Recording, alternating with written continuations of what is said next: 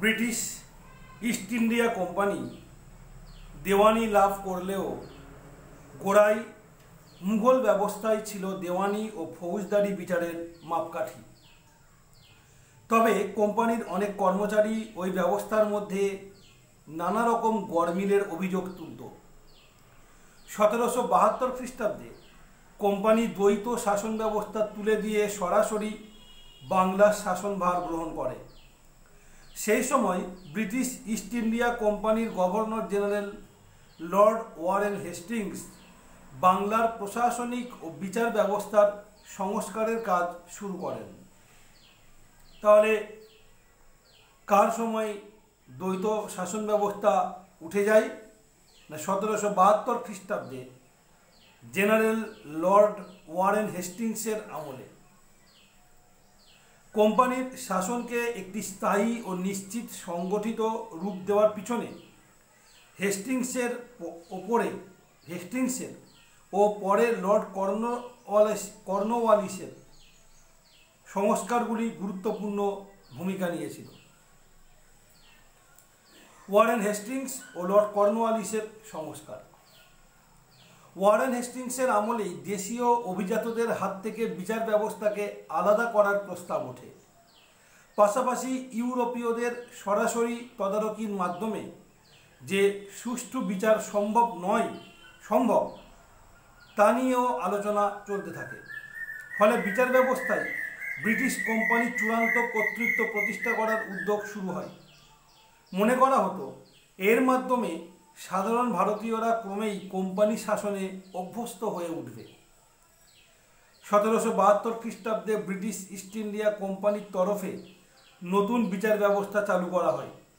প্রতি জেলাতে একটি দেওয়ানি ও একটি ফৌজদারি আদালত তৈরি করা হয়। তাহলে প্রত্যেক জেলাতে একটি করে দেওয়ানি ও একটি ফৌজদারি আদালত তৈরি করা হয়েছিল কার আমলে? লর্ড ওয়ারেন হেস্টিংসের আমলে। কত সালে? 1772 সালে। তবে আইন কানুনে মুঘল প্রভাব তখনও রয়ে গিয়েছিল, কিন্তু দেওয়ানি আদালতগুলিতে প্রধান ছিলেন ইউরোপীয়রাই।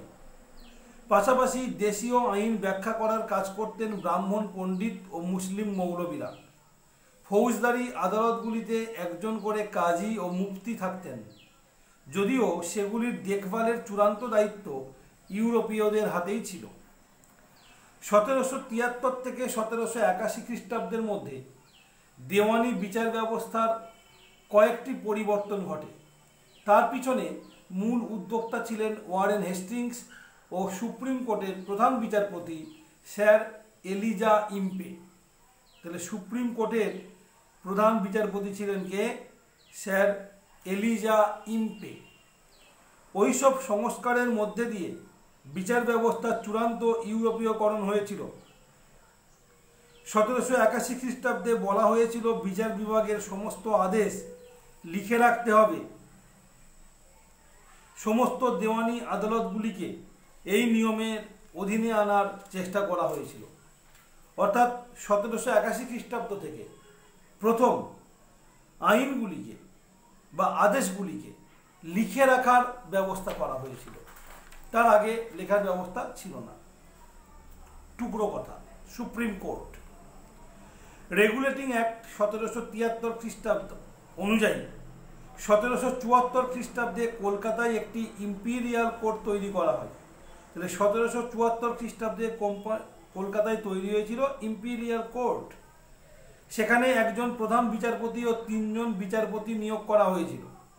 ঠিক করা হয়েছিল যে কেবল ভারতে থাকা ব্রিটিশ নাগরিকদেরই বিচার করবে এই কোর্ট। অর্থাৎ যারা ভারতে রয়েছেন ব্রিটিশ নাগরিক, তাদের যদি কোনো নালিশ থাকে তাদের বিরুদ্ধে, তাহলে তাদের বিচার করবে কোর্ট। কোন কোর্ট? না, ইম্পিরিয়াল কোর্ট। কোথায়? কলকাতায়। কত সালে? 1774 সালে। কিন্তু ক্রমশই সেই কোর্টের নানান কার্যকলাপকে ঘিরে ব্রিটিশ কোম্পানির সঙ্গে কোর্টের বিরোধিতা তৈরি হয়। কোর্ট প্রায়ই কোম্পানির তৈরি করা আদালতগুলির এখতিয়ারে হস্তক্ষেপ করত। 1781 খ্রিস্টাব্দে আইন করে ইম্পিরিয়াল তথা সুপ্রিম কোর্টের এখতিয়ার ও ক্ষমতা নির্দিষ্ট করে দেওয়া হয়। বলা হয় যে রাজস্ব আদায় সংক্রান্ত কোনো মামলা সুপ্রিম কোর্টের এখতিয়ারে পড়বে না। তাহলে প্রথম যখন সুপ্রিম কোর্টের যে ক্ষমতা তার যখন সংকোচন করা হয়, প্রথম কোনটা তার হাত থেকে নিয়ে নেওয়া হয়েছিল? রাজস্ব আদায় সংক্রান্ত মামলা। তাছাড়া কোম্পানির গভর্নর ও গভর্নর কাউন্সিলের কাজকর্মে সুপ্রিম কোর্ট হস্তক্ষেপ করতে পারবে না। দ্বিতীয় যে আইন করা হলো বা নিয়ম করা হলো যে কোর্ট গভর্নর ও গভর্নর জেনারেলের বা কাউন্সিলের কাজকর্মে হস্তক্ষেপ করতে পারবে না।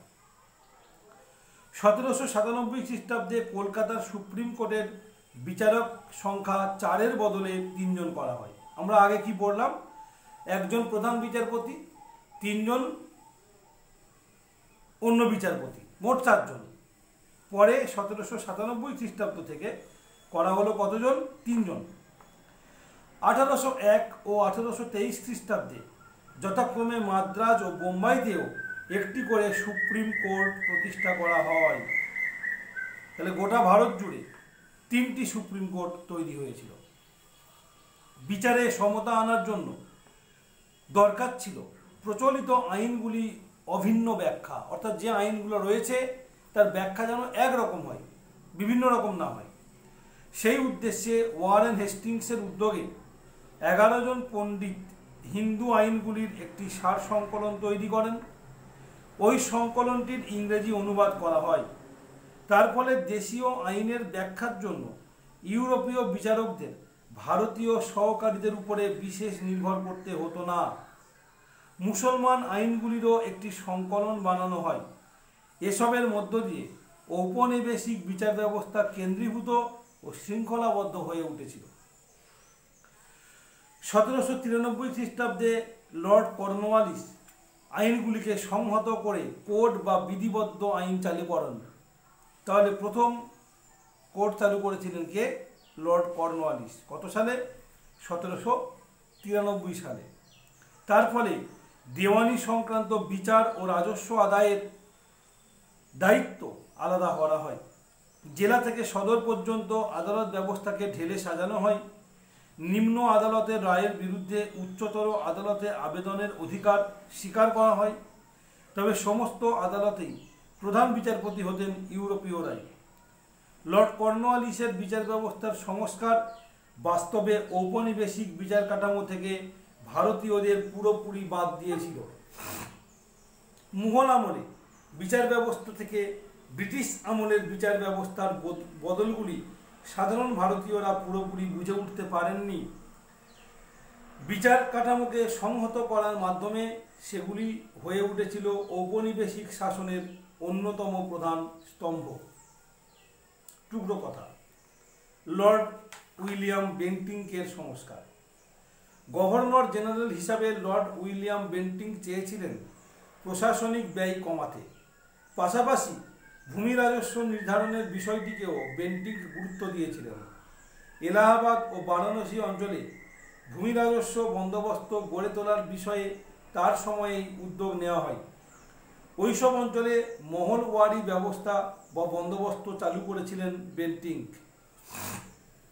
বেন্টিংকের সময় ডেপুটি ম্যাজিস্ট্রেট, ডেপুটি কালেক্টর প্রভৃতি পদে আবার ভারতীয়দের নিয়োগ শুরু হয়। বেন্টিংকের আমলে তৈরি হওয়া আইনে বলা হয়, কোম্পানি কর্মচারী নিয়োগের ক্ষেত্রে জাতি, ধর্ম ও বর্ণের মাপকাঠির বদলে কেবল যোগ্যতা বিচার করবে। উঁচু পদে নিয়োগ করলেও ভারতীয় কর্মচারীদের বেতন কম দেওয়া হতো।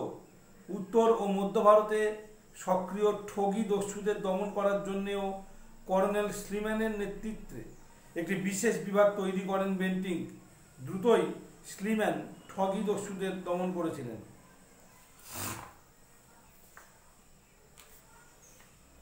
1784 খ্রিস্টাব্দে পিট প্রণীত আইনের ফলে ব্রিটিশ ইস্ট ইন্ডিয়া কোম্পানির কার্যকলাপের উপর ব্রিটেনের পার্লামেন্টের নিয়ন্ত্রণ দৃঢ় হয়েছিল। ফলে ব্রিটেনের উপনিবেশ হিসাবে ভারতীয় উপমহাদেশের সম্পদ ব্রিটিশ স্বার্থে পরিচালিত করার উদ্যোগ জোরদার করা হয়। পাশাপাশি ভারতীয় উপমহাদেশে ঔপনিবেশিক শাসন যত বাড়ল ততই তাকে চালানোর জন্য সম্পদের দরকার হলো। ফলে শাসন চালানোর ও সম্পদ নিয়ন্ত্রণের জন্য প্রয়োজন হলো দক্ষ শাসন যন্ত্রের। গোটা দেশে কোম্পানি অধিকৃত অঞ্চলগুলিতে একই রকম শাসন চালু করা হলো। 1813 খ্রিস্টাব্দে পর্যন্ত কোম্পানি ভারতীয় শাসকের মতো করে শাসন চালাতো।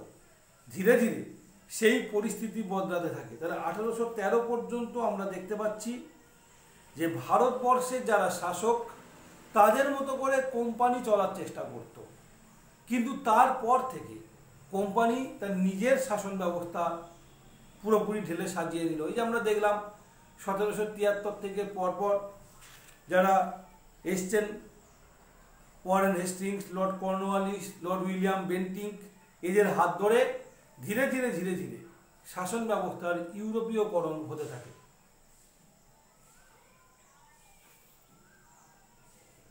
পুলিশি ব্যবস্থা।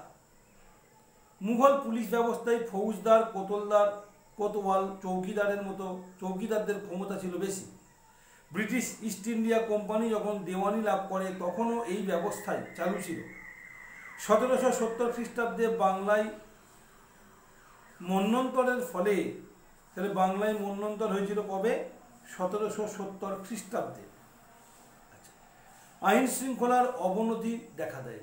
স্বাভাবিক, মন্বন্তর হলে মানুষ খেতে পায় না, তখন আইন কেউ মানতে চায় না, তখন পেটের দায়ে তারা তার মতো কাজ করতে থাকে। সেই ক্ষেত্রে মুঘল আমলে পুলিশি ব্যবস্থা বিশেষ কার্যকরী ছিল না, তাই পুলিশ ব্যবস্থাকেও ইউরোপীয় তদারকির অধীনে ঢেলে সাজানোর দরকার হয়ে পড়েছিল। কারণ ক্রমশ বাড়তে থাকা আইন শৃঙ্খলার অবনতি ঔপনিবেশিক শাসনের পক্ষে সহায়ক ছিল না। 1781 খ্রিস্টাব্দ পর্যন্ত পুরানো ফৌজদারি ব্যবস্থা চললেও শেষ পর্যন্ত ফৌজদারদের জায়গায় ইংরেজ ম্যাজিস্ট্রেটদের বসানো হয়। তাহলে ফৌজদারের জায়গায় বসলো ইংরেজ ম্যাজিস্ট্রেট। 1793 খ্রিস্টাব্দে লর্ড কর্নওয়ালিস জেলাগুলির দেখভাল করার জন্য পুলিশ থানা ব্যবস্থা চালু করেন। তাহলে পুলিশ থানা এই ব্যবস্থা চালু হয়েছিল কবে? 1793 খ্রিস্টাব্দে লর্ড কর্নওয়ালিসের সময়ে। প্রতিটি থানায় দায়িত্ব পায় দারোগা, তাদের নিয়ন্ত্রণ করত ম্যাজিস্ট্রেটরা। স্থানীয় অঞ্চলে সাধারণ মানুষের কাছে দারোগারাই ছিল কোম্পানির শাসনের ক্ষমতা ও কর্তৃত্বের প্রতীক। কিন্তু স্থানীয় জমিদারদের সঙ্গে দারোগারা সমঝোতা করে চলত, ফলে সাধারণ মানুষের উপর চলত জমিদার ও দারোগার যৌথ পীড়ন। 1812 খ্রিস্টাব্দে পাকাপাকিভাবে দারোগা ব্যবস্থার বিলোপ করা হয়। তার বদলে গ্রামের দেখভালের দায়িত্ব দেওয়া হয় কালেক্টরকে। ফলে আবারও রাজস্ব আদায় ও আরক্ষার দায়িত্ব একজনের হাতেই চলে যায়। রাজস্ব আদায় ও পুলিশি দমন পীড়ন চালাতে থাকা রাজস্ব বিভাগের কর্মচারীরাই। কিন্তু এরকম আপাত সংস্কারের মধ্য দিয়ে পুলিশি ব্যবস্থাকে ঔপনিবেশিক কর্তৃত্ব প্রতিষ্ঠার উপযোগী করে তোলা যায়নি। ব্রিটিশ কোম্পানির মূল লক্ষ্য ছিল পুলিশি ব্যবস্থার মাধ্যমে আইনের শাসন প্রতিষ্ঠা করা। সেই উদ্দেশ্যে পুলিশ ব্যবস্থার নানা রকম সংস্কার করা হতে থাকে। শেষ পর্যন্ত 1843 খ্রিস্টাব্দে সিন্ধু প্রদেশ অঞ্চলে নতুন ধাঁচের পুলিশি ব্যবস্থা প্রয়োগ করা হয়। ক্রমে আলাদা পুলিশ আইন বানানো হয়। ধীরে ধীরে ঔপনিবেশিক কর্তৃত্ব প্রতিষ্ঠা ও প্রদর্শনের অন্যতম হাতিয়ার হয়ে উঠেছিল পুলিশি ব্যবস্থা।